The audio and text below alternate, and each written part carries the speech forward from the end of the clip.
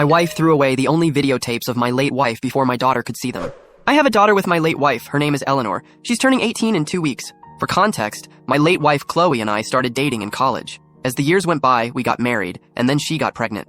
I was beyond excited. Since it was our first kid, we bought a video camera and recorded little moments throughout her pregnancy. Us joking around, eating lunch, or talking to our baby through the camera. We made a promise. We'd show Eleanor these tapes on her 18th birthday. Fast forward 2 years after she was born, Chloe died in a car accident caused by a drunk driver. I was devastated and fell into a deep depression while trying to raise our daughter alone. My friends kept pushing me to start dating again, but every time I tried, it felt like I was betraying her. Years later, when Eleanor was 13, I met Wendy at my sister's birthday party. We hit it off right away. She didn't mind that I had a daughter, since she had 2 kids of her own and had recently gone through a divorce. 2 years later, we got married. Now Eleanor's 18th birthday is right around the corner, and I've been keeping those tapes safe all these years, so excited to finally show them to her. Since she was only 2 when her mom died, she doesn't remember her mom's touch or voice. I knew how much this would mean to her. About a week ago, I mentioned the tapes to Wendy. At first she seemed fine, but then her face quickly looked uncomfortable. Wendy has always been uneasy when I talk about Chloe. It's not like I ever compare them or say things like, Chloe was the only love of my life.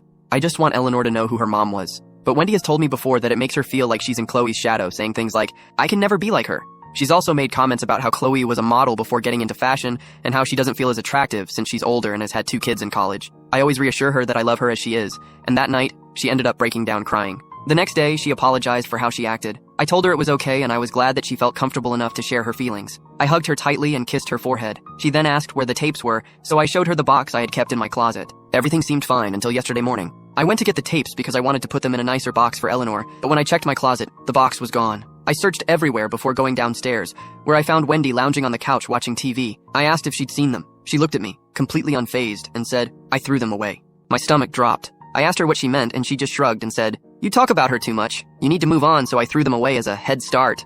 I lost it. Those were the only recordings of Chloe, my last real memories of her, and she threw them out. Worse, she took away the one thing I had been saving for Eleanor's birthday, something she'd never get the chance to see again. We got into a huge fight. At some point, she realized just how angry I was and started apologizing over and over again, but I couldn't even look at her. I was so overwhelmed I just broke down crying and locked myself in our bedroom. Now, I'm in my office, going through my computer, desperately looking for any old videos of Chloe that I might have backed up. Eleanor has cried so many times about never getting the chance to meet her mom, and those tapes were supposed to give her that. I haven't spoken to Wendy since. She's been texting me nonstop, apologizing, but I just can't deal with her right now. Some of our mutual friends have been messaging me, saying I should just forgive her and get over it, since it's been over 10 years since Chloe died. But they don't understand. They've never lost someone so close to them.